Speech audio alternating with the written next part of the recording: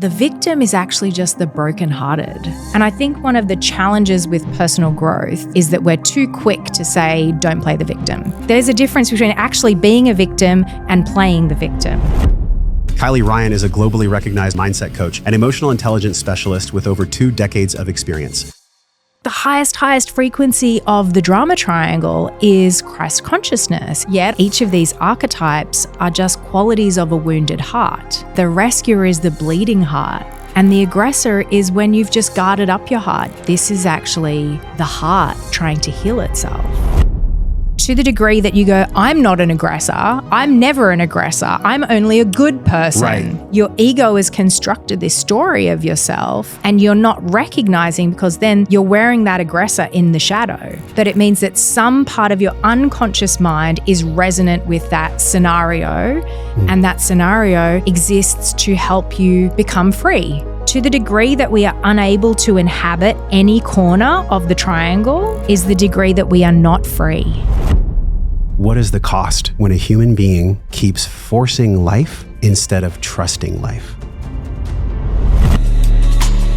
Can you share the alchemization process, this heart alchemy diagram, and just break down the beginning and on a high level so people can start to understand that this is more than just a model? Yeah. It's a model for the mind, but it gets people into their heart. Like they say, the longest journey is from the head to the heart, you know? And so this model is a development of an incredible body of work that already exists. And so, you know, that's something that I absolutely must give credit to is Dr. Stephen Karpman and transactional analysis, which is where the drama triangle comes from. His version is the victim, the rescuer, and the perpetrator. And so I learned that many years ago and was kind of just working with that triangle model in my NLP trainings, my coach trainings with my clients.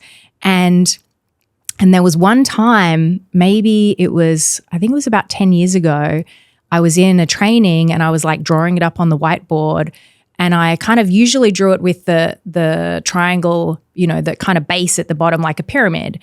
And I was like, oh, hang on, that's not right. And I kind of got a download of like, no, I'm going to invert it. So the victim is at the bottom and the rescuer and the aggressor. So I changed the name to the aggressor because I find that perpetrator people really struggle to relate to, because they're like, I'm not a perpetrator. Right. I'm not perpetrating anything. And everybody can relate to aggression. Whereas like everybody has like, sometimes I lose my temper. Sometimes I get snarky.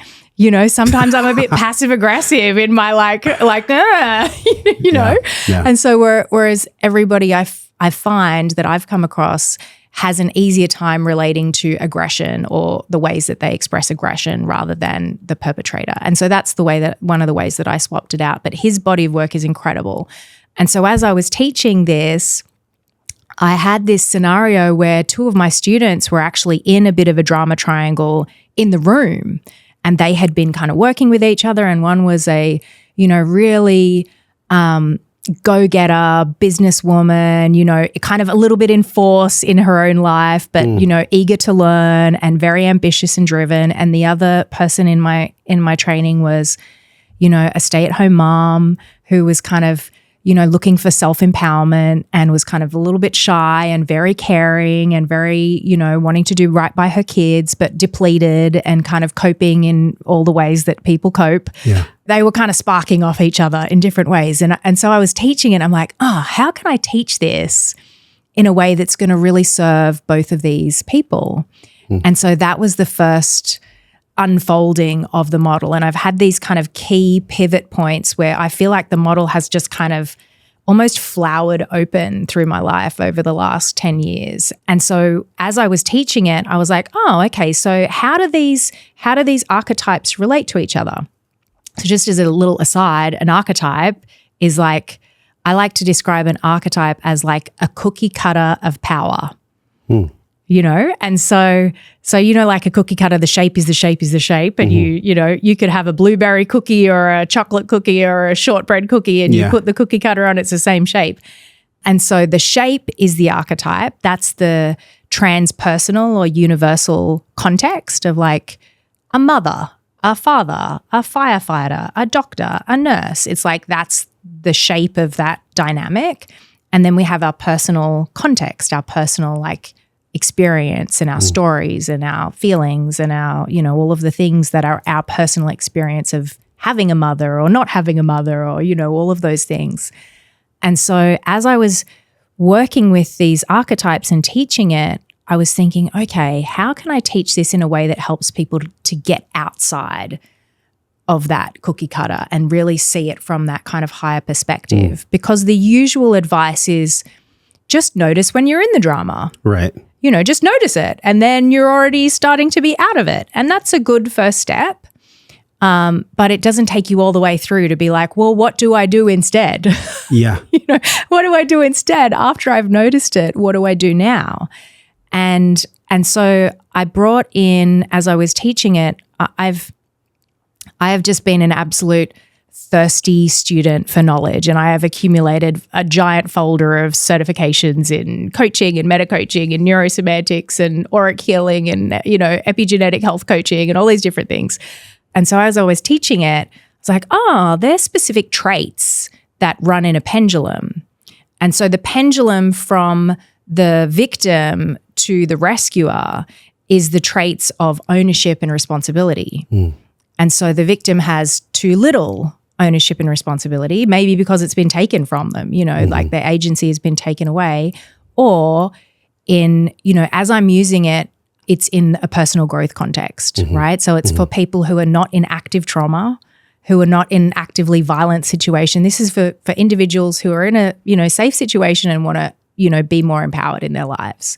And so it's like, okay, so then the rescuer has too much ownership and responsibility. They're trying to do too much, take on all the burdens of They're going to save the world. They're going to save the world. Yeah. They're going to help everybody. Yeah. They're going to, you know, save the dolphins and save the planet and save the polar bears and save all the disenfranchised peoples and save all of their family and friends and, you know, pay off all their debts and all of those things. It's like, okay, I've just got to take on so much responsibility for all the things. It's like, okay.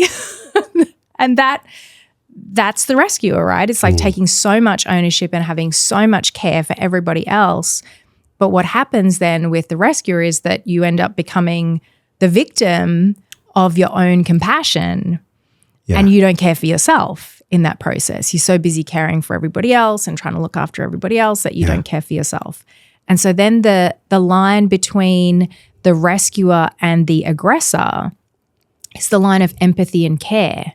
And so the rescuer has too much empathy and care, and the aggressor has too little empathy and care. In the moment of aggression, you don't care about anybody else. You're just like, I need to express. Yeah. Like, you know, I don't care what you think. This is what I have to say. You know, it's like, I don't, you know. I've been there.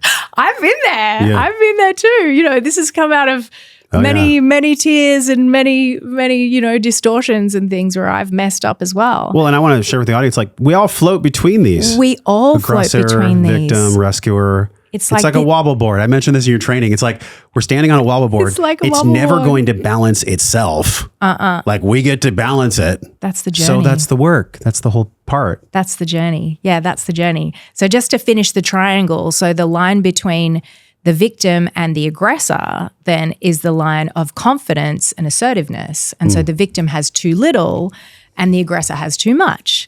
And so that's the wobble board. And I was just like, after a few kind of recurring dramas in my life, I was like, what is the purpose of drama? Like, it seems like every single human being on the planet is suffering with some kind of drama, some kind of conflict, some kind of pain, some kind of suffering, some kind of injustice or unfairness or wound. Yeah. I'm like, what is the purpose of this? You know, like, God, what is this for?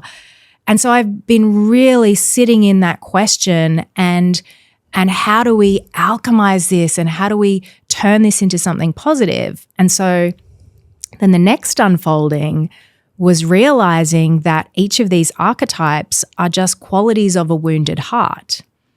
And so that's where it started to open up even more, because when you have that kind of mental body awareness of like, okay, well, what does too much responsibility look like? What does too little responsibility look like? Okay, so what would the midpoint of that look like? And you can start to kind of triangulate your way into, okay, well, this is probably how I could behave that would get me a better outcome. But the body part was like, oh, when I realized, oh, the victim is actually just the brokenhearted. Yeah. They're wounded. And the rescuer is the bleeding heart that just wants to save the world, that doesn't want anybody to suffer, that wants to like, you know, help everybody. And the aggressor is when you've just guarded up your heart. You've like locked it up. You've been so wounded at whatever point in time. You're like, nothing's going to get me. I'm going to be tough. I'm going to be stoic. You know, this is like stoicism taken a bit too far. Like I'm going to guard up and I'm going to be stoic and I'm going to be strong and nothing's ever going to hurt me and I'm always going to be strong. And just that, again, opened another layer of depth for me because I was like, okay, now it's not just drama playing out. This is actually the heart trying to heal itself. And that's kind of where it kind of emerged into from this kind of transactional analysis drama triangle into this kind of version of development that I've been working on called heart alchemy, because it's like, okay, now you're dealing with the qualities of your heart. Yeah. It allows you to go deeper into, okay, where am I wounded? Where am I bleeding? Where am I guarded? And you can start to kind of loosen it up a bit more. For people that are longing for peace, that are in their own pain and suffering, what advice can you give them that this is not a golden ticket, that this is not something that's going to heal you, that it's actually just a map for you to heal yourself? 100%. Can you expand on that? Yeah, absolutely. Yeah. What a great question. It's because that's it. It's like there is no magic bullet outside of yourself. I mean, there is, but it's a blender. It makes good smoothies. That's it. The magic bullet. The magic bullet does exist, but only for smoothies. For smoothies. Not for heart alchemy. Not for heart. Yeah. It's like, it is, you can make some incredible smoothies with a magic bullet. Yeah. But yes, this guy, like the one thing that's going to be all the end of all things. This is all you need. Run. No. If someone's telling you that, they have got an agenda, my friend. Yeah. You know, they're trying to sell you something. And, you know, I think the journey of this is, it kind of comes back to the metacognition point, is like one of the highest forms of intelligence is the ability to think about your own thinking. And so one of the things that I learned in my neurosemantics training is this idea of metastating. And metastating is where you take an emotion and you intentionally overlay it on the other emotion. So you might be feeling fear, for instance. And so in a force kind of situation, you would go, I don't want to be afraid. I don't want to be tough. I'm going to just pretend I'm not afraid and I'm going to do it anyway, you know? And so you're kind of overlaying force and, you know, anger and like determination over fear, where it's like trying to squash it and repress it.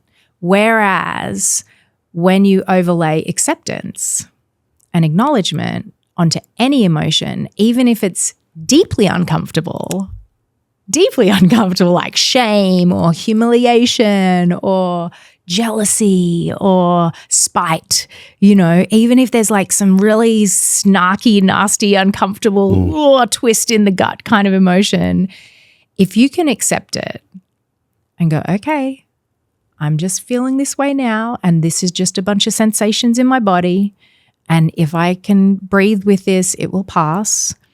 And it will pass, you know, the emotions last about, science has told us emotions last about 90 seconds. 90 seconds. The intention, Dr. like, Jill Taylor.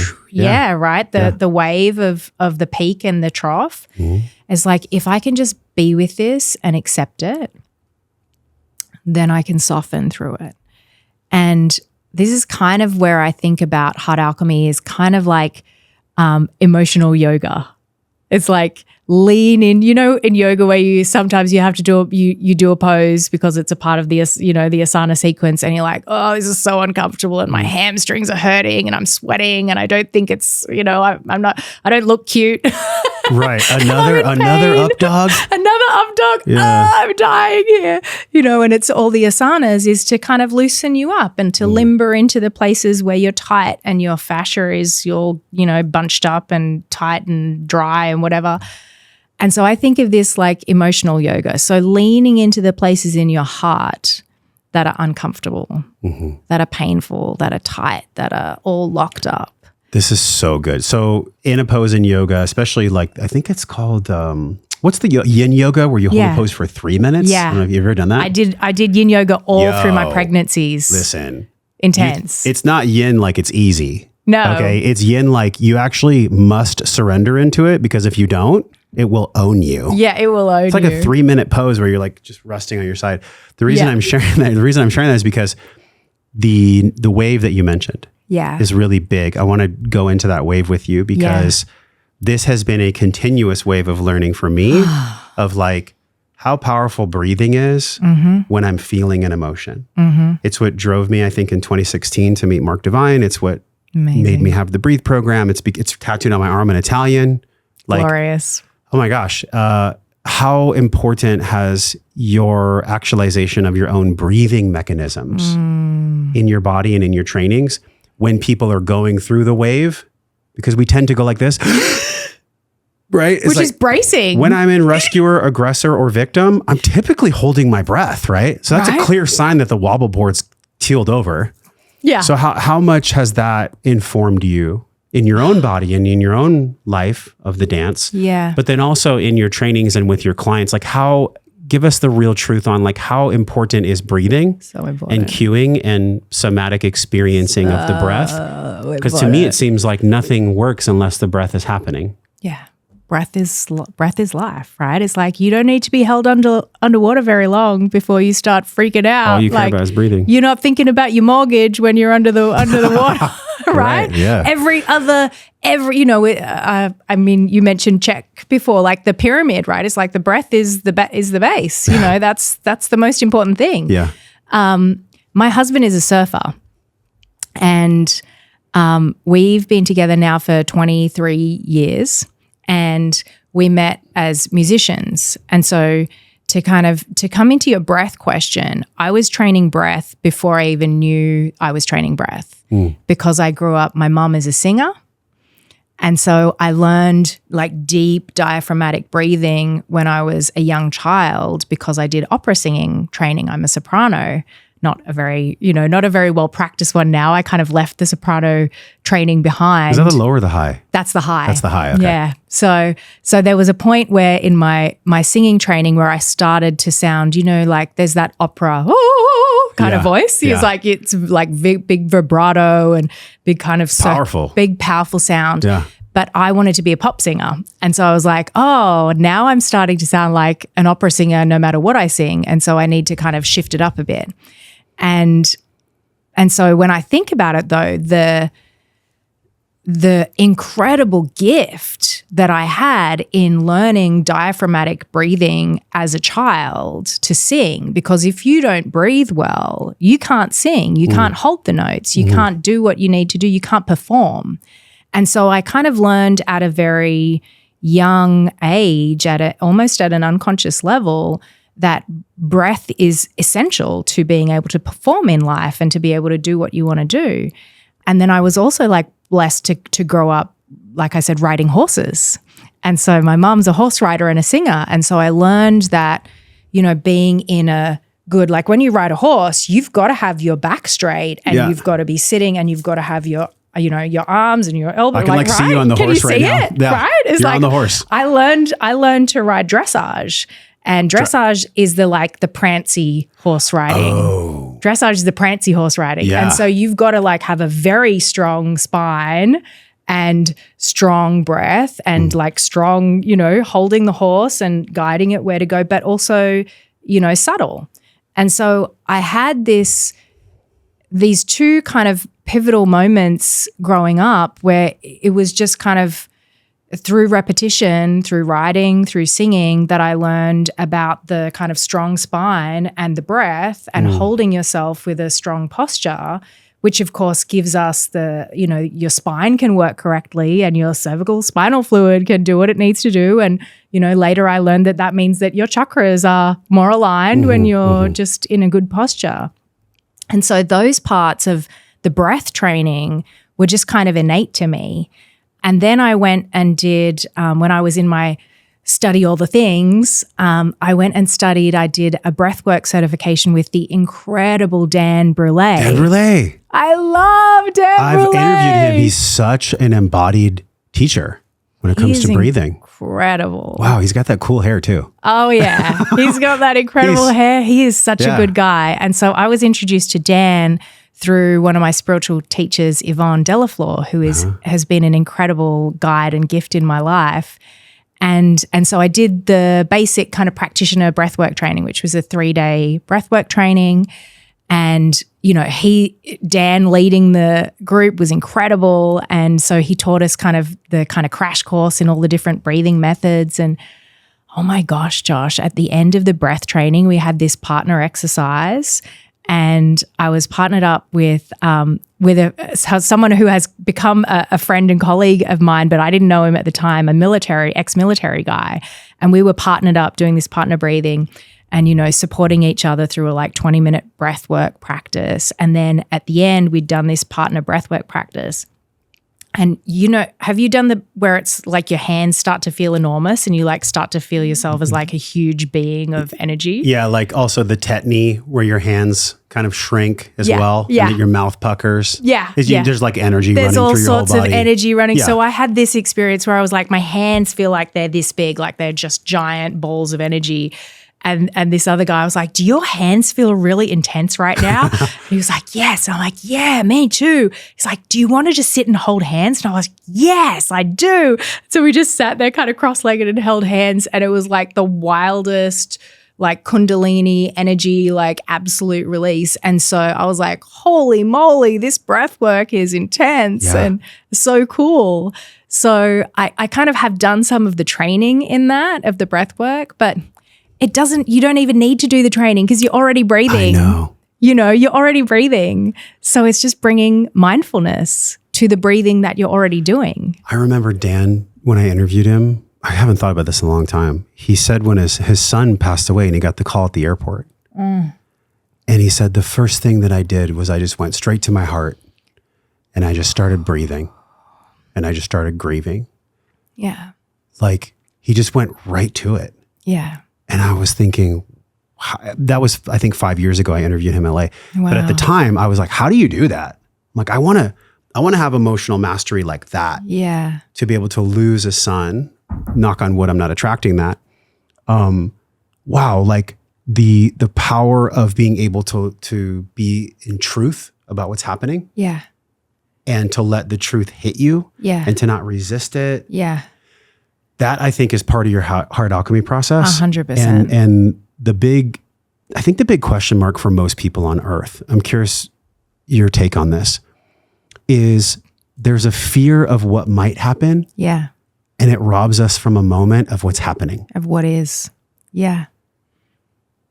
How does heart alchemy bring people to the present instead of in fear of the future? Mm-hmm. Well, peace only exists in the present moment, right? Peace is here now. It sure as fuck isn't happening when I'm worried about the future or I'm ruminating on the past. It is not happening. It's not there. But you're even if you're imagining a positive future, you're still imagining it in the present moment. I'm still not here. But you're still not present, right? Yeah. It's peace exists in the present moment. Yeah. And so the heart alchemy process is just one way to bring us back to the present moment, to notice, firstly, notice where we're not in the present moment. Yeah. Which is, you can't come back to present if you don't realize that you're not in presence, Yeah, I 100% know. Because then I think my question comes from my own in the past performance. Yeah. And even this to me is the first episode of a brand new podcast. Woo! Because what else is there besides just you and I here anyways? That's it. So if I'm in the past, I was worried. I was like, we've got to have the great sound bites. Yeah. Oh my God, they won't like it. And then y'all could feel that. Yeah. You could totally feel me worrying about you liking it. Yeah. The performer. So the performance aspect is what's the tell that someone's performing rather than present? Because a lot of times I became so good at it that people couldn't tell. Yeah. But you can feel, because you can feel. I can feel it. You're a feeler and a locator, okay? You have a homing beacon. What's the tell that someone's performing in their life and that's pulling them out of the present? I can feel it as a dissonance. It's I kind of see it as a mask over someone, and I can feel the frequency of fear underneath. Frequency of fear, yeah. Yeah, it's because you only ever perform when you're afraid that what you are is not enough. You know? And like I spent years as a performer. And so I did, you know, I kind of had this weird double life in my early 20s where I would sing in the evenings, and then I was like starting my coaching practice by day. So I would do a couple of days of like coaching clients, and then I would sing at night. And so I used to sing in like, you know, the local high school musical and, you know, different pop shows in supermarkets and things like that, and just random, you know, local stuff. And so I know that version of performance that is rehearsed, and it's a performance. But people expect it. Like there's a stage. That's the thing. Yeah. And you're being a role. You're playing the role and you're entertaining in that way. And that's beautiful. Right. And then I shifted to, so in my early 20s, I'm 45 now. So in my early 20s, dance music was just kind of the thing, you know? And so I started going out to nightclubs, and like it was the era of super clubs in Australia. So there was like Home Nightclub and, you know, a couple of these like really big nightclubs. I'm sure you probably had a whole bunch of crazy nightclubs. Just places where it sounds like this. Exactly. Yeah, exactly. Yeah. And so there was that. It's so loud. You're like, I can't hear myself. So loud. And so this is when I was like really in my drama, you know, I was really in my pain, and I was like heavily overweight. I was 30 kilos, which is about 66 pounds overweight from my, you know, healthy frame. And I had a lot of pain in my heart, and I didn't know any of this yet. I was kind of still on the seeking journey. And so, you know, the beat and the music and the intensity of the thing, it kind of drowned out, you know, all of the feelings that were inside, and I could escape. Yeah. But I kind of fell in love with dance music in that moment, because it was a place that felt like freedom, and where I could express myself, and where it was a little bit like anything goes, and you could dance and be, you know, you could be free and express. And so I saw someone when I was in a nightclub singing on the stage, and I was like, I want to do that. And so I went through, you know, a series of processes, and then, you know, auditions and different things, and I ended up becoming a nightclub singer with DJs. And so to the performance question, I learned that, so I became an improvisation nightclub singer. So I would just channel and improvise to whatever the DJ was playing, often stuff that I had never heard before.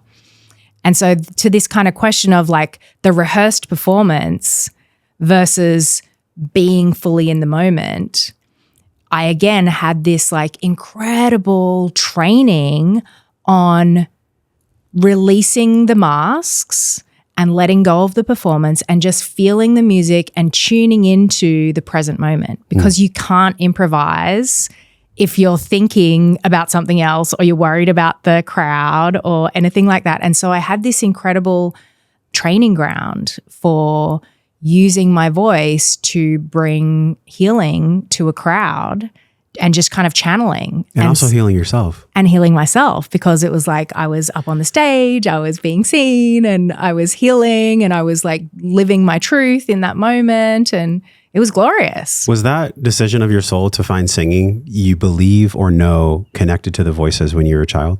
Oh, that's a good question. I've never thought about that.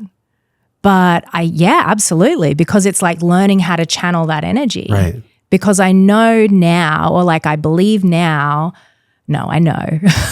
I know. You know, yeah. I know that the voices that I was hearing as a child were like all of the variations of higher frequency beings that were trying to be like, oh, here's a live one. here's someone who can hear us. Yes. You know, let's like, oh yeah, everybody get in here. And so now when I'm singing, I get to like bring through a pure channel of like, what is the frequency that I want to bring through, and bring that intention through, and just surrender to my higher self that wants to come through in that moment. And I do the same thing when I'm teaching, you know, or in coaching or in a, you know, in a session with someone. It's like, okay, I drop away as much as possible of the ego and the construct, and just like, what does this moment need right now? You mentioned so much there. That could be a whole podcast, but there was one part you said, I think it was a few minutes ago, you talked about insecurity, and it's really like the insecurity of the aggressor. Is that true? Would you say that insecurity is primarily the feeder of the aggressor, or could it be a feeder of all? It can be a feeder of all of them, right? It's like the different kinds of insecurity that show up in the different ways. But it's like the insecurity of the aggressor is like, I need to control the situation. Yeah.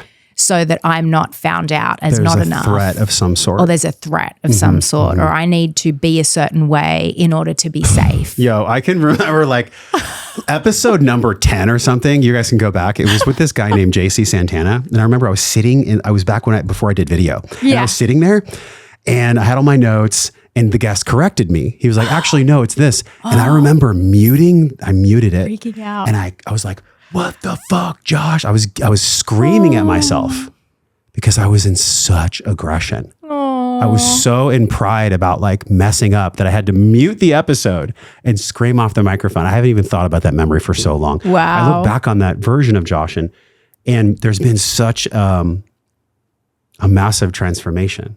What a journey. And also, there's still, to quote Alan Watts, he wrote a book called The Wisdom of Insecurity, which I love. I would recommend that everyone download the audio. I listen to it. I haven't read it. I'll have to get it. The audio is so good. Alan Watts is incredible. If there was one person I could sit next to you right now. Right? Hawkins and Watts. Woo! Hawkins, Watts, and Ryan. Yeah. That would be a stellar podcast right there. I'm on it. So the reason I brought that up is because it seems like many of us struggle with insecurity. Yeah. And even at 46, I still have residues of it that I can access. Of course. And so it feels so good just to share it. Yeah. Like whether it's in your workshop or on this podcast, Theo Vaughn just shared his major insecurities. Oh, did he? And there's been like hundreds of podcasts that have literally clipped him sharing. He was talking to God. He was praying to God. Oh. And I think the reason why people are resonating that is because, here's somebody that doesn't have all the answers. Here's somebody that's sitting in the question. Amen. And when I sit in the question, I can like feel in my body when I'm talking. When we sit in the question together, whatever wants to come through can actually speak. Yeah. But if I'm sitting here like I have all the answers, oh my God, what a trap. What a trap insecurity is. Can you expand this further? Yeah. The trap of insecurity rather than the wisdom of insecurity. What is that? Well, I guess the trap of insecurity, I've never really thought about it like this, but the trap of insecurity is feeling like you're unsafe to just be who you are. Yes. And that you'll be, that lack of safety is the like fear of being victimized or being bullied or being humiliated or being cast out from the tribe. They're going to find me out. They're going to find me out. They're going to find out that I don't have all my shit together and I don't know all the answers and I'm, oh my God. Newsflash, we don't. Nobody does. Everybody has, like, I've coached all sorts of different people, very successful, very wealthy, very famous people, and everybody's got insecurities. It's often the people that are the most successful, quote unquote, in the material world have some of the biggest insecurities driving that success. They wouldn't be successful without the insecurity. Well, that's an interesting thing because for many people, I feel like that insecurity is like the engine that drives this desire to build it, and the aggressor is desire, right? The drive and desire comes from that aggression of like the ego, the solar plexus, like I want to go and make my mark on the world and I want to create and I want to penetrate the world with my ideas and my thoughts and like create the thing. Yeah. But it's like a scaffold. It's like how big can you build the scaffold of success that to hide that core of insecurity? And that becomes a bottomless pit because there is no amount of money, there is no amount of fame, there is no amount of sex or drugs or rock and roll or whatever it is that is going to heal that. It is coming to that peace and stillness with yourself of like, hey, you're enough as you are. And it comes all the way down to, like, I've been thinking about this, like I've gone so deep on this model of, I think the reason why everybody struggles with drama is because at its core, like when you're born into the world, you're completely vulnerable. And every single human, no matter what wealth or station or culture or race or wherever, strata of society you're born into, every single human comes into the world as a super vulnerable baby with a mother and a father. Whether they're present or not, they have existed for this baby to exist. Yeah. Right? Yeah. And so if you think mother, father, child, aggressor, rescuer, victim, like they're shadow versions of how this dynamic can play out. Like if you have any kind of wounding, and we all do, and all of our parents, bless them, are doing the best they can. And there has been increasingly more and more awareness around personal growth and healing. And like, we're so lucky to live now and to be able to raise our children with this knowledge. I just have so much compassion for, the generations past that had so many struggles and so little awareness and so little support around this. What you just said is a major unlock. Really? Yes. Good. Because it's been echoed by many teachers, Teal Swan, yourself. Like, I love Teal Swan. So she has this entire generational healing course, and that's great. That's great. But once we've done the generational healing, we're still actually in the triangle of life. So I think they work together well, is what I'm saying. The reason I'm bringing this up is because the major unlock for me was that whenever I hold any type of resentment or aggression or anger or fear or sadness, and I hold it against my mother, my father, my past, all I'm doing, like Alan Watts said, it's all wretch and no vomit. We raise our children to raise their children, to raise their children the same way, and nobody ever throws up. So it's like the way in which we throw up and get clear on what's actually happening in the present moment.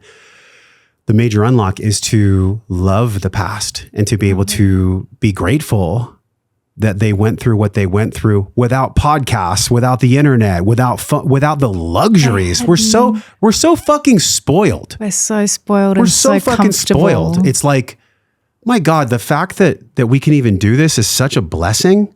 It's so incredible to just sit here and have this conversation with you. I know. And our ancestors didn't have it. So can we just like unlock the key of the jail cell that puts our healing in the hands of our mother and father and grandparents from the past? Yeah. Because then we take the power to change out of our hands and we put it in theirs, and they're dead or they're not able to hold it. Right? Yeah. What comes up for you with this unlock? Oh my goodness. That's the key really. And that's the whole purpose of why why this is kind of unfolded through me, is that this work is not about changing the past. It's not about changing even society, right? It's like yes, of course, systemic change needs to happen, all of those things. Doubt. There's a lot of inequality in the world, and there's a lot of messed up systems that are maybe intentionally designed to keep us down, Probably. whatever. We don't even need to go into that, because the purpose of it is like, I don't need for anything else outside of me to change, to choose to be free when I go through this process of learning to love all that I am and all that I've been through and all of the struggles and all of the suffering and all of the pain and all of the heartbreak. And when you can really like be with it and acknowledge it and breathe through it, and be with it, you're not waiting for someone else to change in order to go and live your life. Yeah. It's like, this is your life. You can't, like, maybe your dad's never going to say that thing that you wanted him to say, or your mom's never going to apologize, or your aunt or whoever it is, or, your abuser or whatever. Maybe it's not going to happen the way that you would like it to happen, but you can still, wherever you are, in whatever situation you are, you can still choose agency and to move forward. And I want to like put a caveat on this, because absolutely there are people that are in really messed up situations, and it's very easy for me to say, sitting here as a white lady with all my privilege, yes, it's just like, choose to be free. But like, oh my God. I'm glad you said that. Yeah. Like, really, it's not, this is not about spiritual bypassing. It's not about blaming victims. It's about a way that helps us to find agency no matter where we are in life. and every time we have resentment for someone else or wishing that something outside of us could change so that we can then be free, we're just, like you say, we're handing the keys over to someone who's passed away or someone who is not going to change. It's like you're giving away your own agency in that moment. Sometimes for decades. Like I've seen family members and friends talk about what happened 20 years ago, 30 years ago, and they're time traveled. Yeah. I mean, I actually time travel. You didn't let me. I tried to time travel in your workshop and you're like, nope, stay with the program. Stay with the present moment. Stay right here. Stay here.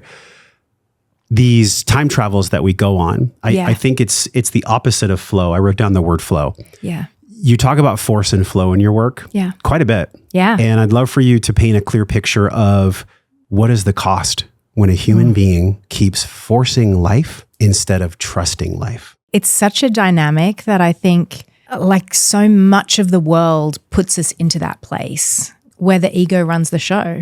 And I think there's so many ways that, I have this kind of little simple diagram of, a lot of people understand the dynamic of be plus do equals have. Yeah. And a lot of people kind of start from I want to have the thing, so I got to do all the things. Yeah. And so the force really comes from that thinking that I need to control life and I need to make this happen and I need to, through my actions, go and like grit it out and force it to happen and push through and, grind my teeth and wake up early and, stay up late and grind. Yeah. And I mean, that's not wrong. It's just not the whole picture. It's just like one little quadrant. There is definitely times where you might need to kind of get through some inertia and put some effort into something. But what I find is that the ideal scenarios that our hearts are really longing for can only really be achieved through the equilibrium of being and doing. And so raising your state and just kind of coming from this open-hearted place and then taking action from that, from trust, from love, from gratitude of like what you already have and what is on its way to you. When you move from force into flow, everything shifts. And I think so much of society just kind of keeps us trapped in that forcing state, and eventually you burn out, right? Eventually the cracks show. You can force with your mind and your will and your ego to... I'm raising my hand for y'all listening on audio. Like, yes. Been there. I've been there too, right? Of like force, push, make it happen, do what it takes, and there's so many mantras.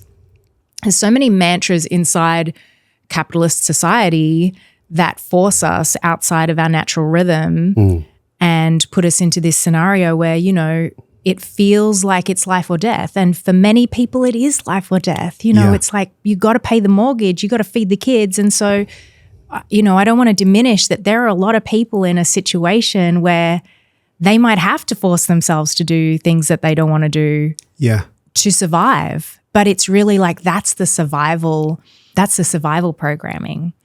And so the way out of the survival programming is like it's so counterintuitive because it doesn't mean necessarily that you stop doing what needs to be done, but it's like, can you take a pause and do that thing from just a slightly higher state? Just like before we just started, we took some deep breaths. Yeah. We got into a more peaceful, grateful, honoring state, honoring the divine, honoring God. And when we take action from that place, from receptivity, from generosity, from appreciation, the actions are just going to yield so like exponentially better results than if we're forcing out of fear. We already have gone into force a bit, but still, if you can, please explain that. But then what is the real somatic difference? Like, what does it feel like in our body to be in flow? And what does it feel like in our body to be in force? And what's possible from flow that's not possible from force? Oh my God. What's possible from flow that's like joy, fulfillment, surrender. Everything that you're seeking through force is only available to you through flow. Mm-hmm. Everything that you're trying to grip and grasp and control to create through force is only actually available through flow, through surrender. And force was me going, you don't understand, Kylie. I was forcing you to hear my story as to why I felt or experienced life in the way that I did. So that was me being in force. Yeah. In the circle. Yeah. And people do that. And that's one of the things. It's like we're so connected to and attached to our stories of, well, this is what happened and this is the reason and that's the rationalization. And there's nothing wrong with that. It's just not going to help you get out of it. So does flow come from neutral? Ooh, flow comes from presence. Uh-huh. Flow comes from presence, being fully present in the moment and being in the highest possible state that you can be in any moment. And that's going to fluctuate from moment to moment. Yeah. But the more you can, I like to think of it like, inner work, outer work, inner work, outer work, being, doing. So take a breath. And just appreciate this moment. And now we're in a state that allows us to take the next little part of this conversation with a little bit more flow. Yes. Yes. And so it's like, oh, okay, we're already breathing all day long autonomically, right? Our breath is already happening all the time. And so, one of the most amazing things about breath is that it is an autonomic function that we can take mindful control over and awareness. You can't, maybe some very highly developed masters could take control of their heartbeat or their, temperature or something. I'm sure Wim Hofs of the world are crazy. Wim Hof, there's some crazy things that you can do, but that starts with breath. Right. Same with the Shaolin monks. They dry the wet shirts in the snow on their backs. Which starts with breath. Yeah. Right. So they can do all these other, cool, crazy things, but it starts with breath. And so it's like you can take mindful awareness. You can be on autopilot with your breath all day long, shallow breathing, panting like a dog, or this kind of shallow upper registry breathing. Or you can take a mindful breath and actually just breathe right down into your diaphragm and let that muscle kind of drop all the way down. So it kind of drops down into your pelvis and then release. And when you breathe through that, you're actually coming into presence in your body. And then you can kind of drop away from some of the stories. It's like people have this kind of center of gravity all up here and there's so much noise in their head when you can almost imagine that the thoughts are just kind of dripping down and you let your center of gravity drop down into your belly. Mm-hmm. And it's like, hang on, in this moment, my body's safe. In this moment, my body's safe. And it the next moment, something different might happen. But in this moment here, my body's safe. And it helps, I think, when we just take that mindful awareness, and there's so many ways into this, right? There's so many traditions that kind of point to the same thing. When we come into presence, then you've got the capacity to actually meet the moment without all of your stories and your ego and your thinking of about how it should be clouding what actually is. And so flow, I think, is meeting the moment as it is and just letting yourself be in that moment and letting the moment unfold through you. The cute sayings that point to such deep truths, right? Life in force, life is happening to you and you got to make it happen. Yeah. In flow, life is happening through you. It's happening through the breath. It's happening through your expression. It's happening through meeting the moment heart to heart. Mm-hmm.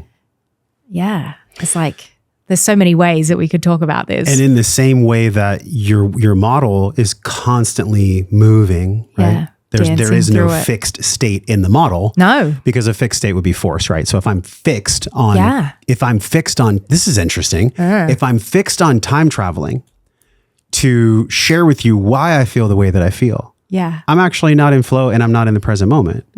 So it's not that my earlier question was, I was like, so is it neutral? Is flow neutral? I guess it can be. Can be. But it also could be in any gear, depending on the topography of life, whatever life is bringing you. Yeah. Does that resonate? Does that feel real? Yeah, that feels real. I mean, because it's so silly, like these platitudes. Yeah. Good vibes only. No. I actually respond to that. I'm like, get the fuck out of here. Yeah. With good vibes only. Sometimes anger is required. Yes. Sometimes shame is exactly what we need to feel when we've fucked up. Yeah. You know, and it's like, it's not that none of, you know, I know we both share a love of Hawkins, you know, map of consciousness Deep and love. the levels of consciousness. Yeah. And I think a lot of people misunderstand or overlay good, bad on that model. And like, because it is just by definition, like the creation of the model is this 2-dimensional hierarchy of, you know, from shame to enlightenment. Yeah. And so people go, oh, shame is bad, and guilt and, you know, guilt and all of those They apathy. might feel bad, but They might feel deeply bad. uncomfortable, Yeah. but they're a part of the spectrum of life, you know? And it's like, imagine if you had a piano and you could only play the top half of the keys. You can't play so many songs when you're only playing up one half of the piano, or you know, you have a paint set, but you're only going to use one color. yeah. It's like we actually need all of the colors of the emotions to be able to live a full life. I think about that like classic question that there was this funny time like way early on in my relationship with my partner where we were on holidays and I was reading Conversations with God and he was reading The God Delusion by Dawkins at the same time. So I was reading the Neil Donald Walsh Conversations with God and he's reading The God Delusion. And so I've always had this like beautiful contrast in my relationship. But what I was thinking of was like this question that people ask of like, God, why does God let bad things happen to like, why does God let suffering happen in this way? And you know, I think this probably comes from what I learned in that book, but this kind of variation of it is like the whole colors and the spectrum of life gives us free will. It gives us choice. Like being able to have this contrast gives us the ability to choose. You know, so it's like this isn't God that's creating suffering, God that's given us the incredible gift of free will choice and what we choose to do with that. Like we can choose love, we can choose flow, or we can choose fear, or we can choose, you know, we can choose force. And so every single emotion is a gift when you can accept it and acknowledge it and let it run through your body. You know? I've had waves of wanting to believe there's no God because I had so much anger at God. I remember specific moments in my life where I would like look up at the sky because I thought that's where God lived. You know, that's what I was taught in church. That God is a bearded man in the sky. He's a dude in the sky. And I would like be shouting obscenities at God. Like, how can you let this happen? What's up with my mom? Like, what the hell is going on here? Yeah. And when I was in ceremony in 2019, and it's actually happened multiple times in multiple ceremonies, I got this like playful energy that came, this loving, playful energy that came back. And it said, you don't get to know. But not like jabbing. Like fun. And like, I think you don't get to know. It's a mystery. It's a mystery. Because you mentioned your husband was reading the opposite book, right? Right. It's fun. So there's so many people that go to believing there's no God, but it's a fallacy in my opinion because they're still believing something. Yeah. So they're choosing to believe that there's no God in atheism. The way I see it, I'm only interested in a belief or in a line of life that's useful. Yeah. And by useful, I mean, is it more loving? Is it more honest? Is it more connective? Yeah. What fruit blossoms from a belief is the most useful thing. Absolutely. So who cares Hold if the them lightly. science, right? Like who cares if the science is saying one thing and we have Hawkins and Dawkins and we have all these people with their ideas. I'm curious how you see this with the heart alchemy lens and just, you know, your lens. Yeah. To me, it seems like we're all searching for certainty. We all want to rest in the fact that when we die, we're going somewhere and that somewhere is love. And I think the reason why people close their hearts in the aggressor is because life brings them so many bludgeoning challenges, hits on the head that they're like, well, what's the point of this, God? Like you found earlier in the podcast, you found in your life, you're like, God, what is all this suffering? Yeah. And I don't know any seeker that hasn't had multiple conversations with God, like, God, why? Why? What is this all about? So, so how do you see it from a meta lens, high up and even down below, this quest for certainty that we have, and the being in the uncertainty and still being okay? Yeah, it's such a wild ride, life. it's such a wild ride. Yeah. It's such a wild ride. And I think there's the quest for certainty is a quest for safety, because certainty gives you the illusion that you're going to be safe. Like if I know that everything, that this is going to be a certain way, then I can trust that I'm going to be safe. And so it's like this very baseline, if you kind of go to spiral dynamics, like this beige level of, am I going to be secure? Is my body going to be safe? It's like deep existential level of fear, of like just, wanting to preserve life, which is innate, it's instinct. And so I think the mental aspect of that is I want to control things so that I can feel safe. I want to have a certain number of, amount of money in the bank. I want to have my mortgage paid off and my house and my car and my bunker and my whatever it is, 10 months worth of food or my 3 months worth of cushion of savings or, whatever the thing is. It's like, oh, I've got to have this thing so that I can feel safe. And not to say that any of those things are bad, but none of those things can actually give you safety. Safety and the feeling of safety is an inside job. I believe the only way you can really feel safety is by your ability to trust that you have what it takes to meet the moment, and life is in service of you, and you're in service of life, and life is moving through you, and any challenge that comes your way, it's there to support you, to serve you, to hone you, to shape you, to forge you.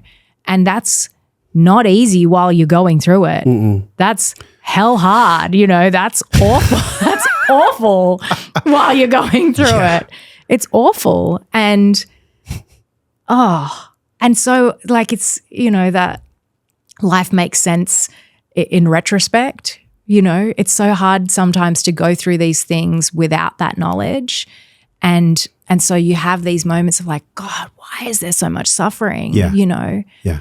I used to, as a kid, because I kind of grew up watching the X-Files as well. Did you watch the X-Files when you were a kid? I've never been into that stuff. Oh, yeah. Okay. My wife loves those. Yeah. So I was like really into the X-Files. And so like, kind of had this connection with otherworldly beings and aliens and stuff, as a kid. And so I would like go and lay out in, because I grew up on a farm. And so I would go and lay out on the grass and I'd be like, please take me away from this horrible suffering planet and back to wherever I really came from, Yeah. And there's so many spiritual seekers that I think are on that trip of like, I just want to get the hell out of this planet. This is too much. And I didn't have a bad childhood, like I grew up on a farm. My mom and dad loved me and I was, I had food on my table, Yeah. But I could feel it so deeply. And so like feeling that suffering and trying to escape the suffering constantly. And what I realized eventually after many, many years of, working through it, and I am sure I'll still continue to work through it, is that part of learning to be with what is. And to kind of circle back to the surfer idea, I didn't grow up by the ocean. And so I wasn't a very good swimmer. I could swim, but I wasn't a very good swimmer and I wasn't confident in the waves. And my husband, growing up a surfer, he's very confident in the waves, like that's his playground. And so I think about emotions like waves, like actual waves. And so have you ever been like out in the ocean where there's like a really crazy set of waves coming in? Drowned, yeah. I've almost drowned a few times too. Yeah. One time he like pulled me, my husband like pulled me out of a rip and I was like, he's like, there was absolute terror on your face. Yeah. And so, but he taught me like when there's a big set of waves coming in, which obviously this is surfing 101, is that you dive under the wave. Right. right? You don't try and like scramble to stay on top of it. You dive deep and you take your deep breath and you dive into it. And when you choose to dive into it, you accept it and you dive into it and you go under it. The peace is there right on the bottom of the ocean floor as the wave just crashes over the top. And then you can pop out the other side and take another deep breath and maybe there's another wave and then you dive again and it's like there's a whole set and you got to and then dive in. And sometimes life feels like that. And I've kind of had this really intense kind of somatic realization of like, oh, the more that I can dive into the emotional wave of what I'm feeling and actually really be with it and let it roll through my body and let my body fully express it and bring it all the way through to completion, I will pop out the other side.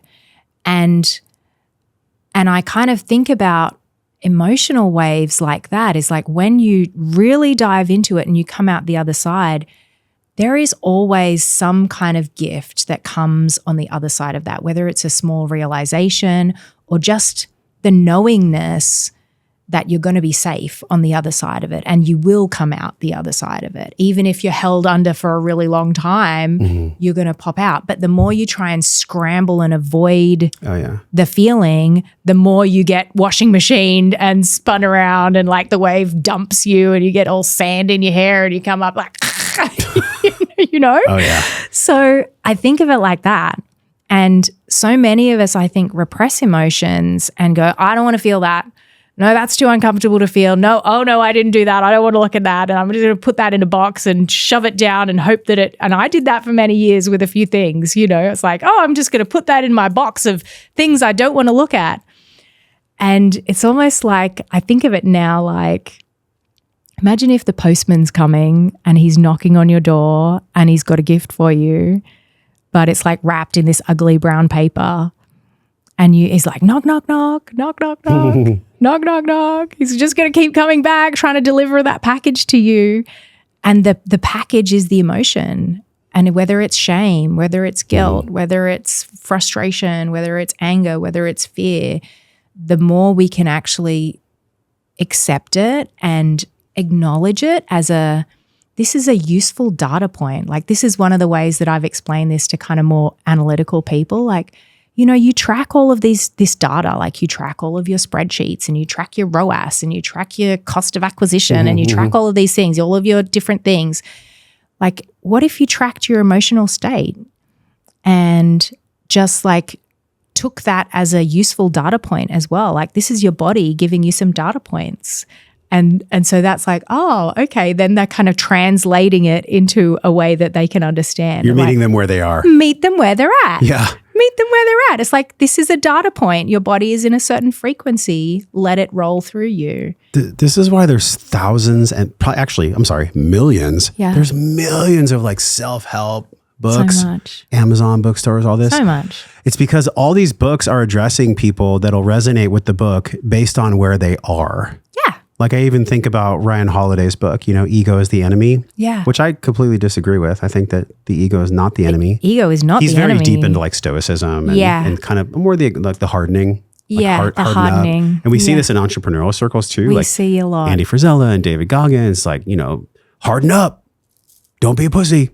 Fuck your feelings. Fuck your feelings. But there is moments, Kylie, there is moments in my life where like, it's actually really good for me to be aggressive. Oh, yeah. Because someone is coming to try to take something from me. Oh, yeah. And then there's moments where I don't want to feel it. I didn't want to feel it in your workshop. That's for damn sure. I know. Where I actually am a victim in a moment. Not in perpetuity. No. But in a moment. In a moment. And then there's moments where I actually do need to rescue someone. These are all very inherent things to being a human being. Yeah. You wrapped me in your diagram. You had this beautiful floor diagram. Yeah. And you wrapped me in it and you sang to me. It was so beautiful.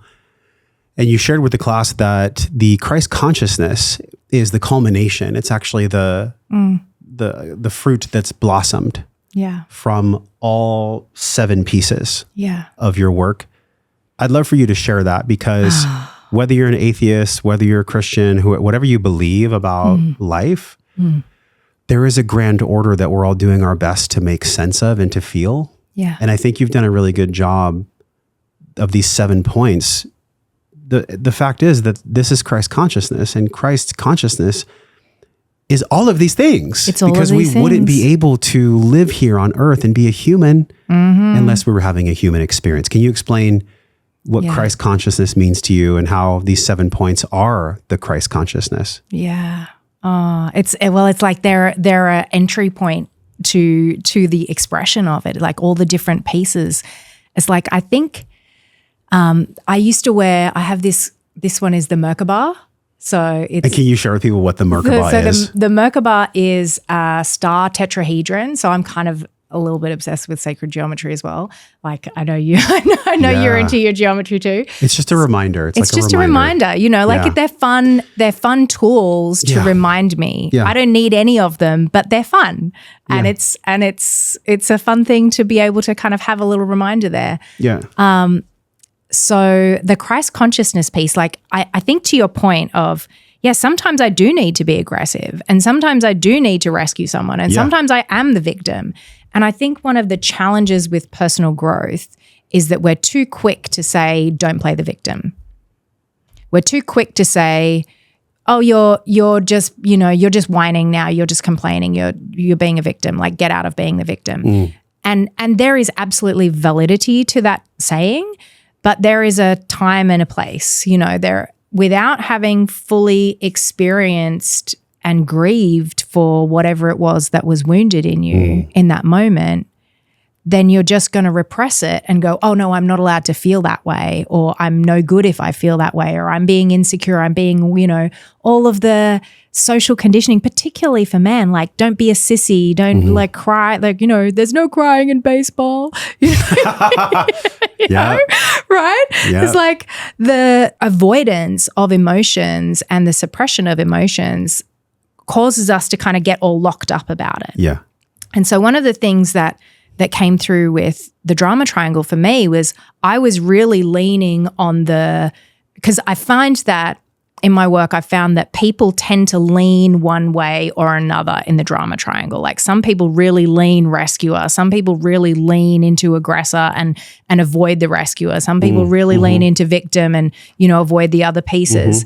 And so it's like that's the kind of conditioning and situation that you're in.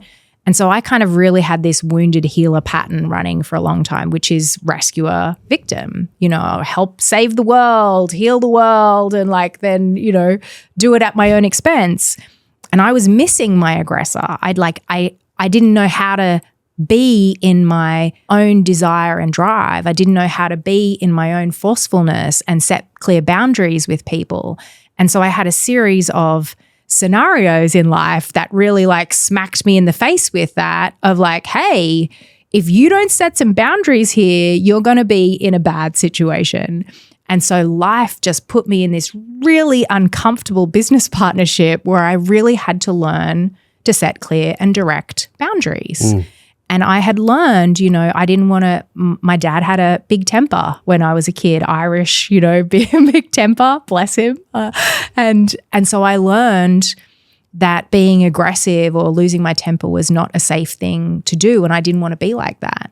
But in cutting off that aspect of myself, I limited my ability to choose. And so what really unfolded, because I know you interviewed my friend. The reason that I'm even here is because of my beautiful friend Alex Schaffen, who you interviewed already, and Alex's incredible work on masculine containment. And so this piece that I messaged Alex the other day, and I was like, Alex, oh my God, I realized that the highest frequency of the drama triangle is Christ consciousness. It's like the victim, the ultimate gift of the victim is divine innocence and humility and vulnerability. You can't access innocence and humility and vulnerability without being willing to be the victim. And you can't access absolute self-sacrifice like Christ on the cross, self-sacrifice in like what is a better example of self-sacrifice than Christ on the cross dying for our sins. You know, whether you're Christian or not, you can't deny that that's a pretty big self-sacrifice. Yeah. And so that as the highest expression of the rescuer. And then the aggressor as that divine warrior of protection and whether it's turning the tables or, being able to stand up for what's right and protect the innocent. Yeah. That's the divine expression of the aggressor. And if we don't have, I think there's been over a lot of stuff through society of the emasculation of men and the inability to allow men to really stand in their protector and their warrior for love. Yeah. And so I really come back to meeting that moment in that Christ consciousness. It can feel a bit kind of esoteric and spiritual, but if you really boil it down to something that I like to make things practical and I like to make them usable and I like to make them as easy for someone to remember and implement. And so if you want to think of the shortcut, if you only remember one thing from this, is if you can meet life with an open heart and a strong spine, you're going to make the best possible choice in that moment. And you can't have an open heart and a strong spine without breathing evenly and smoothly. Mm-hmm. And so open heart, strong spine, stand up for yourself, have some backbone, but also the open heart to meet people where they're at and to make space for other people's perspectives. There's so little space for people to just have differing perspectives these days. Mm-hmm. Mm. So beautifully said. What direction do I want to go in? I wrote down 2 words here. One of them was fun in personal development. Yeah. Because good Lord, y'all can relate to this. There's so many divisive I actually deleted Instagram recently again. Yeah. There's so many divisive people that are actually pushing on the wounds of men and women to sell things. Well, ladies, did you know that he should be treating you like this? It's a good Hey guys, tactic. did you know that she should want to have sex with you every day? It's my God. So crazy that I can see it for what it is. And I've been seeing it for what it is for a long time. Yeah. And I wrote down the other word here, which is compassion. And I had heard recently, I was reminded again of this beautiful phrase. I don't know if you've heard this before. And it is, compassion is the presence of an empathetic witness. And I think about that because compassion doesn't mean that I need to rescue someone. Compassion doesn't mean that I need to go save the personal development industry. But good Lord, I think we can all feel that it's too fucking serious. And we've gotten in our ego about it. Yeah. And there's so much playfulness that's needed. Yeah. In your work, you mentioned, it's actually on the screen right now. I asked you a question during the workshop. And I was like, hey, how do you know when's a good time to share? And you said, well, too little, too much, or balance. It's the Goldilocks zone. And I believe you even mentioned, if you have a strong spine, if you're full of breath, and if your heart is open, then share in service to the union or share in service to whatever you're sharing to, the business, the partnerships, whatever. Yeah.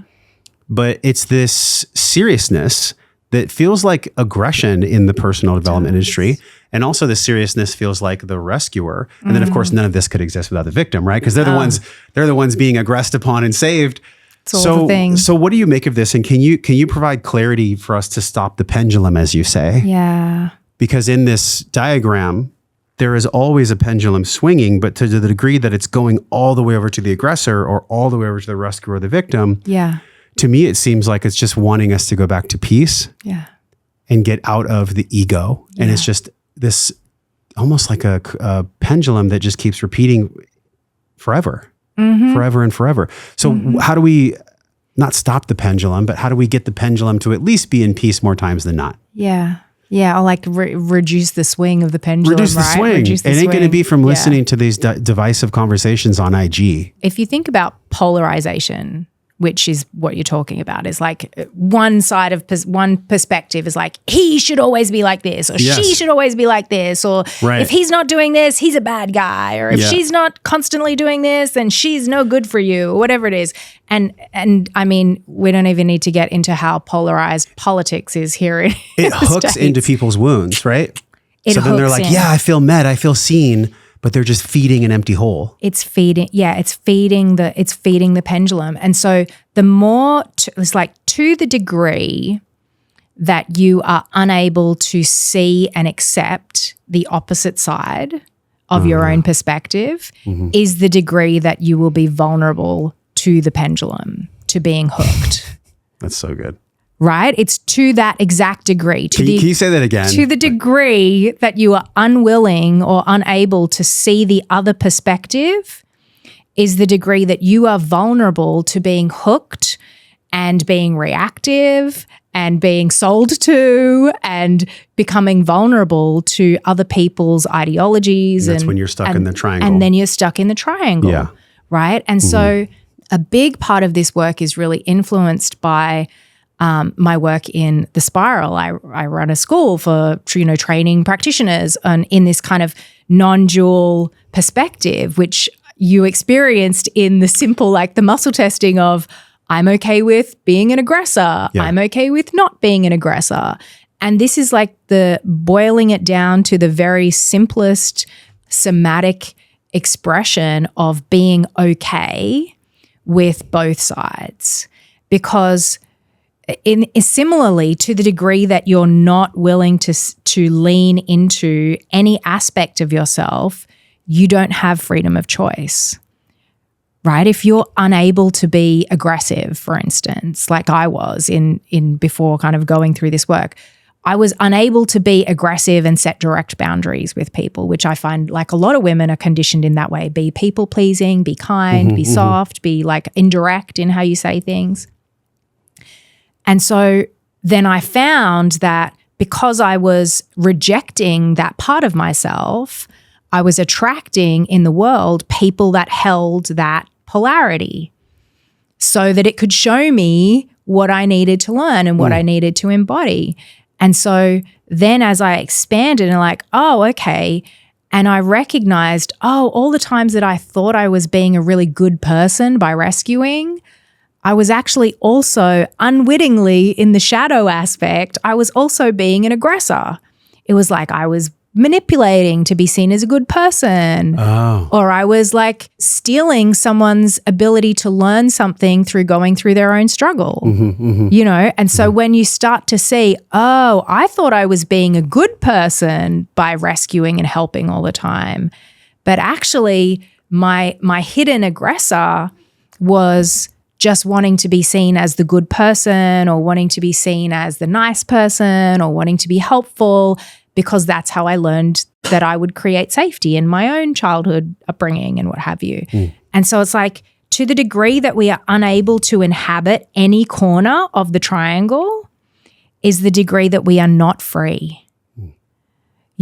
Because free will choice comes from the ability to own both sides and accept both sides existing, even if we don't choose them, right? Like there's some really messed up things that are in this world that I would not choose to exist. It's so to the degree that we are not able to accept something existing in ourselves and the degree that we reject it, we're not free. You don't actually have free will in that moment. I want to get clarity and provide it too, because what I hear you saying is being at peace with what is, but not identifying with it as a label. Not identifying. Because I think that's easy for me and many people to get confused. Is like, I don't get from you that you're saying, hey, if you resist being a victim, you have to just pour yourself into being a victim. It's not, resistance does not mean that you have to become the thing you're resisting. No. It just means acknowledgement of the thing and being at peace with the thing existing. Yes? Yeah. Yeah, it's like it's recognized. That's very freeing. It's very freeing. That's very freeing. Right? It's very freeing. It's like, okay,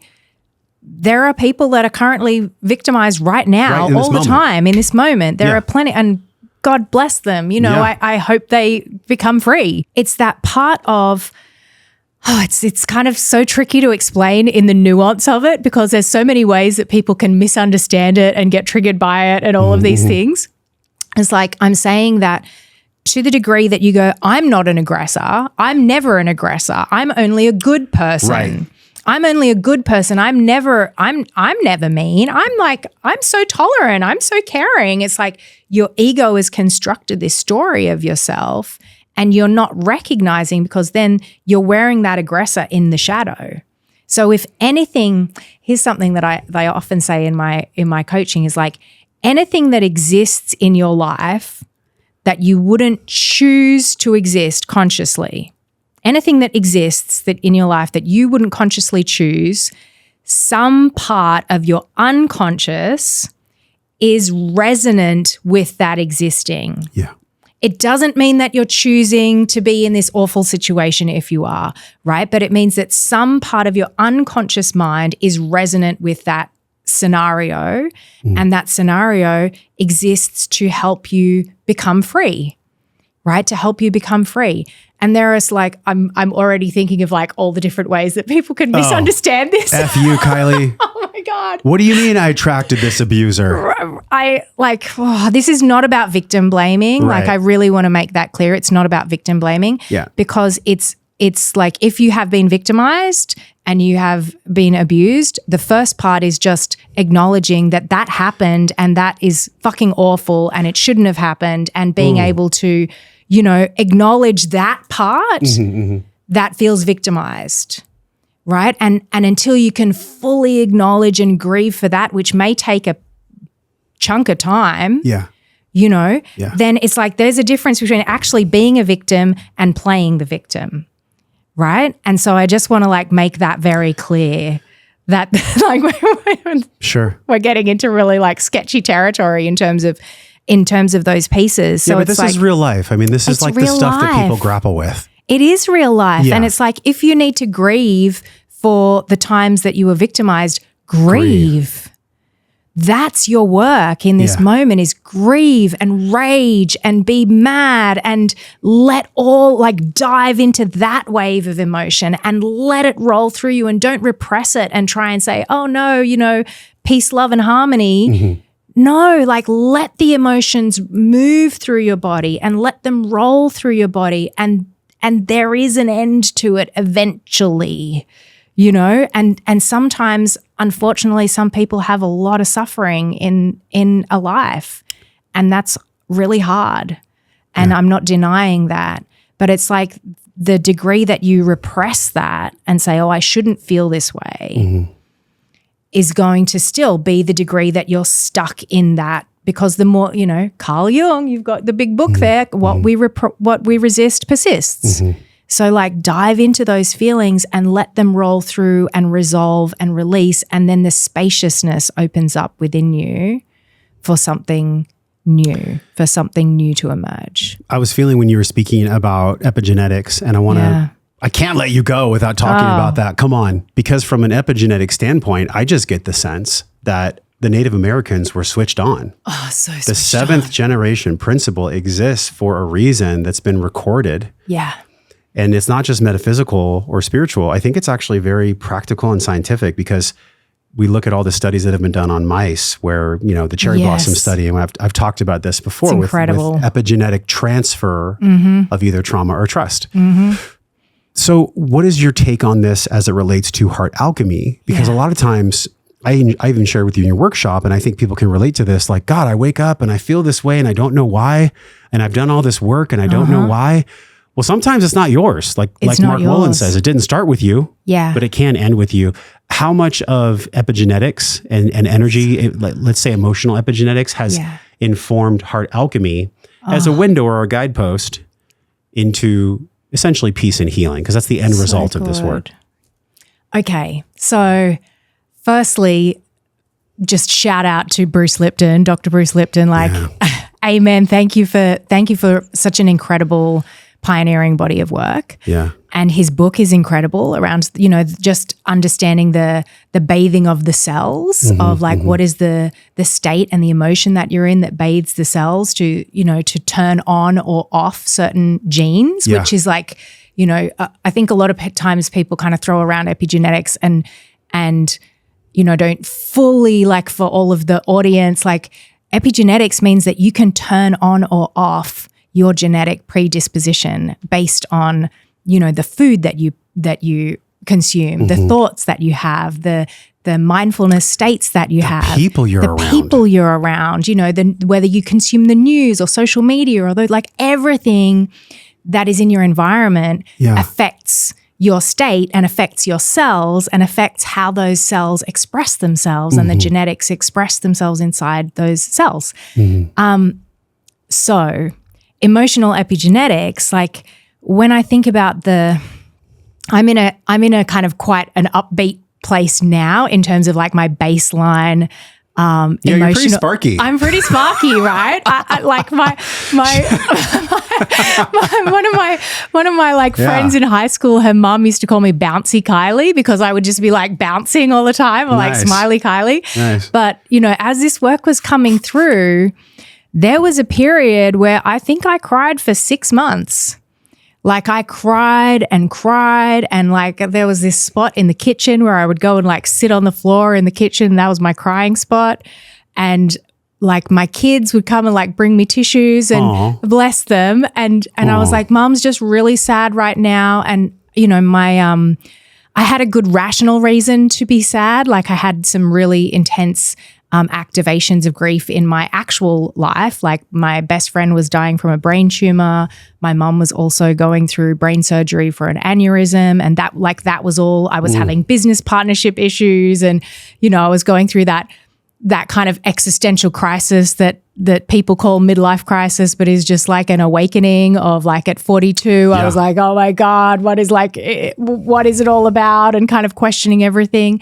And so I just had this grief come up, and the very, you know, understandable grief of, yes, I thought my mom was dying and my best friend was dying and there was all these other issues that I was kind of facing. That was my grief. But when I started actually accessing the grief, to your point of epigenetics, I felt like I started accessing like my ancestral grief, and then like the grief of all women of all time, you know, and I just started, I was also, to be fair, I had a few like really quite intense medicine ceremonies at that time. I was working with Bufo, and so there that'll was, help. Yeah, that'll help. Just like crack it all open. And so I said to the kids, like, I'm just grieving. My friend is dying, and I'm grieving, and I'm really sad, and there's nothing wrong. I love you.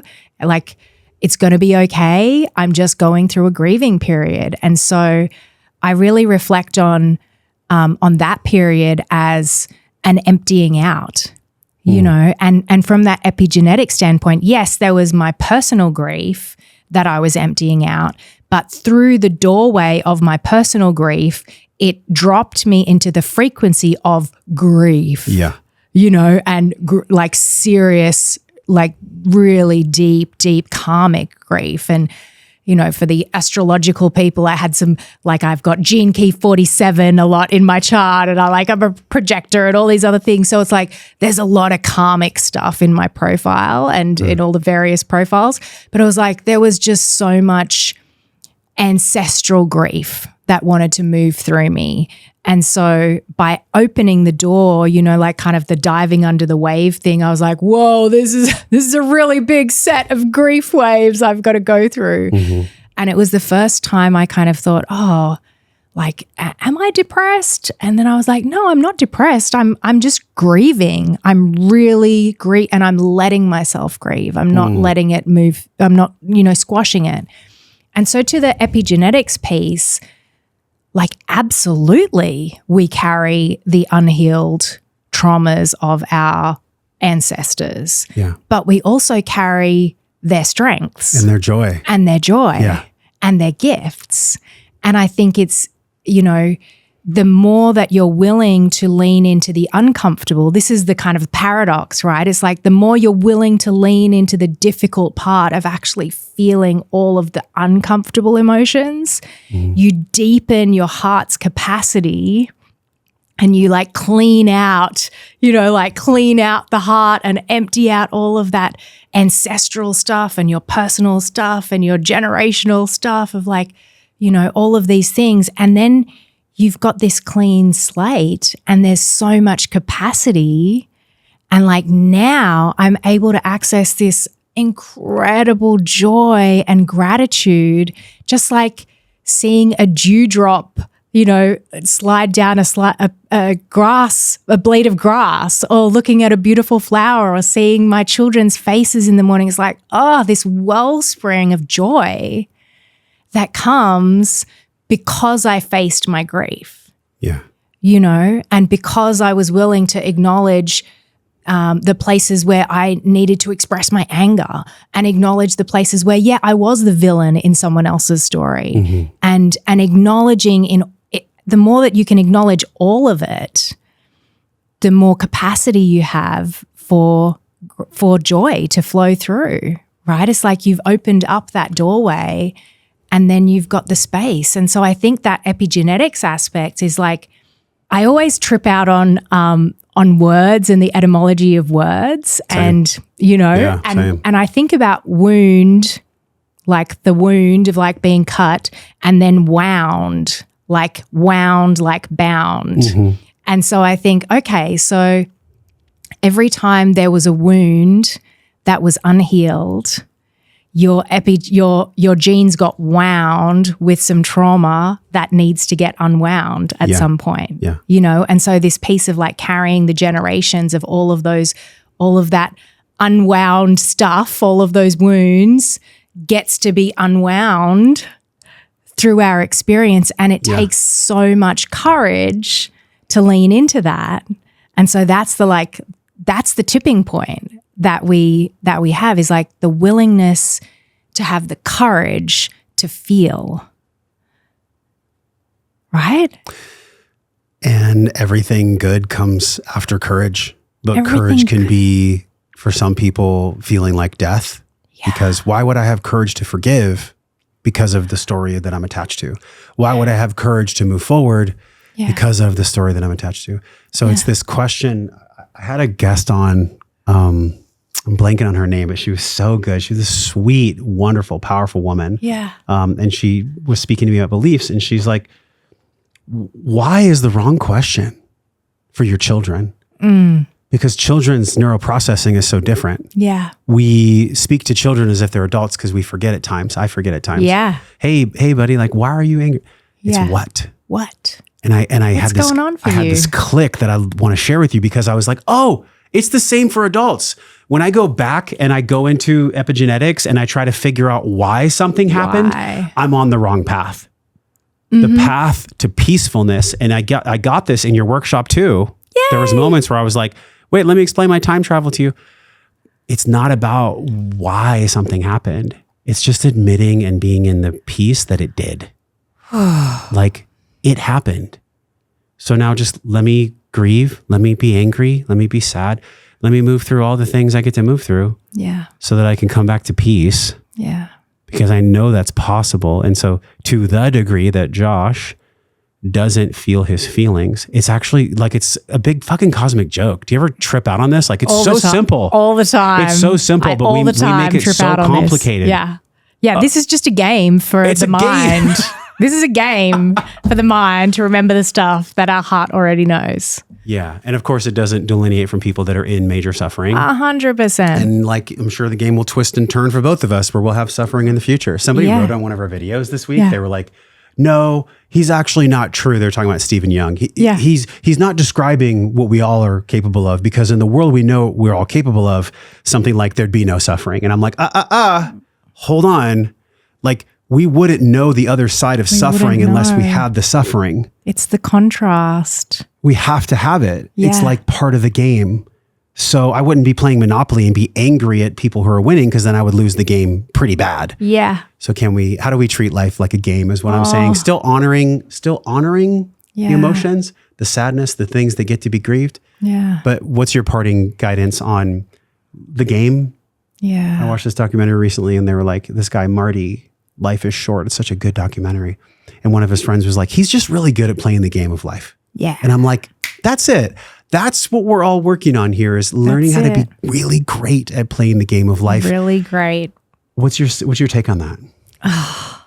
Well, I think playing the game of life, the way that I've come to it, and there's been some amazing, miraculous synchronicities and cool little manifestations that happen, so many little stories that I could tell you.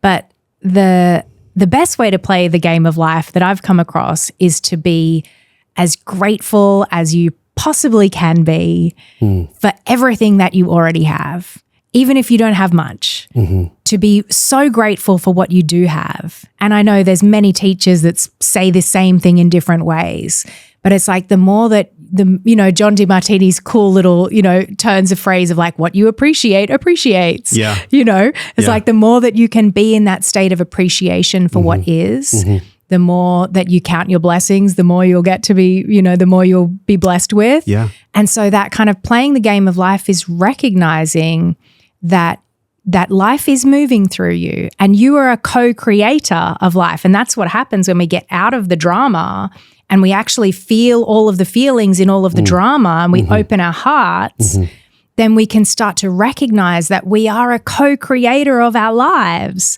And then you get to start to actively participate and you become, like my kids say, the NPC character. It's like when you're in the drama, you're like an NPC character just being buffeted around like a pinball machine, running into walls, getting stuck, feeling like you're stuck and suffering. But once you own all of those corners and recognize that, I am sometimes an aggressor, I am sometimes a rescuer, I am sometimes a victim, and sometimes I am the villain in someone else's story. Sometimes I'm an absolute jerk to other people. I don't mean to be, but I'm reacting or I'm whatever it is. Acknowledging that is allows us to recognize that we are a co-creator of our own existence, not the absolute creator. It's not like we're co-creating with every other being in the world, but we have power and we have agency to influence the way that the game plays for us. And so when you start to acknowledge, I am a co-creator of my life, and what I think and how I feel influences what happens, then you start to get really kind of mindful about what you think and what you feel. It's just like, I think about it like if every thought is broadcasting out into the universe, even if you never say it out loud, your dominant thoughts become your reality.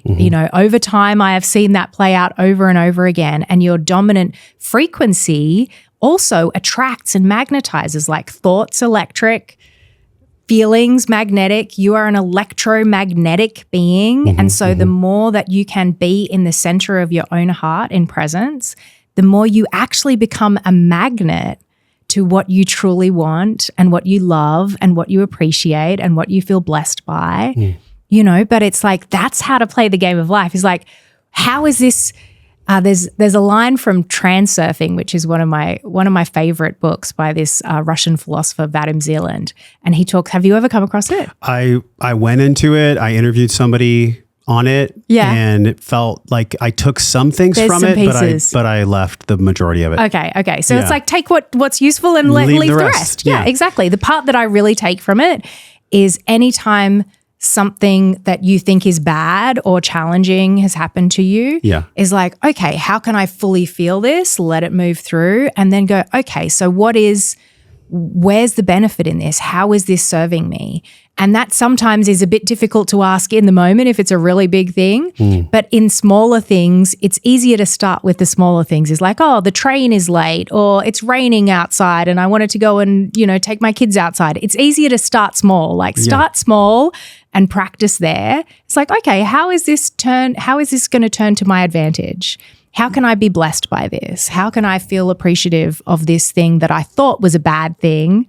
How can I appreciate it? How can I recognize that this is a blessing? And the more that you start with the small things and just kind of take it lightly, the more you practice the pattern so that then when the big things happen, you've trained yourself to become present, to feel your feelings, to look for the advantage, to feel appreciation even in the challenging times, just like Dan demonstrated with that incredible moment of grief. It's like he had trained that capacity in small moments for many years to be able to then have that to lean into in the moment when he really needed it. And I think, oh God, like this, I think this work, like bringing this work to the world, talking about victim, aggressor, rescuer, like this is a big thing for me because I know it's so challenging for people to hear and it's so triggering in so many ways. It's like, oh, I feel like I'm putting myself up to be burnt at the stake, you know, in many ways. But it's like, I feel a mission now because so much of our modern life is just trying to instill drama into us and trying to swing us into pendulums where we're polarized against each other and seeing each other as enemies. And the more that we have the capacity to actually get outside of that and see that it's just another human being with a beating heart and fears and insecurities as well. Largely, right? Largely, most other human beings, there's some really like messed up people that are doing real bad things because they're hurting real bad too. But largely, all of the people that we see as enemies are just another person with a different set of ideologies that if you grew up in that situation, you would probably believe the same thing. And so I think the more that we can start to open our hearts to life and stop seeing people as enemies, the more that we can actually become free will agents to create a better future for our children, for the future, you know, for the world. And so this is one way of like, here's a way, you guys. Yeah. It's not the only way. It's not the ultimate way, but it's a way. And it's really helped me. So yeah, I'm just so blessed to be able to share it with you and with your audience. Same mountain, many paths. Same mountain, many paths. We're all dealing with the same struggles. Every single person is in one of those 7 areas at any given moment of their life. I do think that a hallmark of intelligence and mastery is taking super complex things and boiling them down to templates and maps. And I think you've done that. Thank you. And that's rare in life because I always say, like, if you can explain something to a 10-year-old, then you're a master. If you can't, you still got work to do. There's work to do. There's work to do. No shame. Now let's end on that because you mentioned children. Oh, bless. What is it that you wish for your children that was not yielded to you? I am so blessed to have such beautiful children and an incredible husband who is an incredible father. And so I am just so proud of my kids. They are great humans. And I think one of the things that I was given from my mother, an incredible gift, you know, she said, you know, you can do whatever you put your mind to. If you just put your mind to it and you work at it and you go after it, you can do whatever you put your mind to. And she is an incredible woman. And so what I'm instilling in my kids, and I really like, I have lots of deep conversations with my kids, but I want to give them the tools to meet life as it is, and to be able to navigate life and to trust themselves and have courage and to be themselves and to show up, you know, in their fullness and not diminish themselves. And I believe that that's the way that we're parenting them. And you know, that's what I wish for all children, you know, that they can trust themselves and feel like they matter and, you know, that they're good enough. You know, these deep kind of existential wonderings of like, am I good enough? Do I matter? Like, am I lovable? Like, yes, you're lovable. You matter. There's, you know, you have gifts to share with the world. And I think so, like, we miss out on so much because people through the insecurities don't bring their gifts to the world. And so that's what I wish for my kids, that they can navigate the world as it is and bring through their gifts. Such a wonderful gift you're giving to your children. It'd be so cool to have a mom like you growing up. Gosh, there's so much left unsaid. When we do our other podcast, can we please talk about mind attacks and collective energy and the field and quantum? Because this is all very important. We just can't squeeze it into one. So we'll do that on round 2. Speaking of gifts, thank you for this gift. It's on the screen right now, you guys. This is Kylie's free drama dissolver self-coaching game. I love that it's a game. You just head over to joshtrent.com/Kylie and you get it for free. And then also, you get $100 off her Heart Alchemy course, which I've gone through it. This is the one you sent me, yes? Yes. Okay. Yes. It's so simple, yet so powerful. That's all I'll say. Yes. So if you guys are feeling what Kylie is sharing, that's at joshtrent.com/Heart Alchemy. You just use the code Josh and you get $100 off the Heart Alchemy course. So thank you for giving these gifts. It's my pleasure. Thank you for being a gift in my life. Thank you for having What a gift. me. Seriously, people throw around that word. Yeah. Like, what a gift you are. Thank you, Josh. You're an incredible gift to the world, and the way that you speak and your acceptance and your ability to see people. Thank you. Is super rare. So I thank you for being you. I'm honored. Thank you, Josh. You're so welcome. Same. Thank you for being a vehicle for me to share this message with a wider audience. Well, to me, this is just fun. So much. You're so welcome. It's fun. We're just having fun together. Yeah. This is what is needed in personal growth, is the conversation we just had. Please share this conversation as it resonates. Yeah. Because good Lord, the personal development industry has gotten drunk on some ego, y'all. It's got very serious. It's got very serious. Come on, release the grip. Yeah. Like let's surf with the waves here. Let's play. Y'all head over to wellnessandwisdom.com, subscribe to this podcast. And again, like, this is not Kylie or myself telling you what you should think or how you should feel. What I get from Heart Alchemy that I love so much is, just like in NLP, I learned that NLP is essentially a field guide for the mind. Yeah. This is a field guide for the heart. Yes. Oh, That's I'm honored. really what this is, because when we start feeling what's there anyways, I always say, like, whatever's being felt and not said is still being felt. So we may as well feel it. We may as well feel the shit. It is. It is. So share this podcast until I see you again next week. I'm wishing you love, wellness, but most importantly, peace and power. I don't think power can come unless it comes from peace. 100%. We'll see you next week. Bye.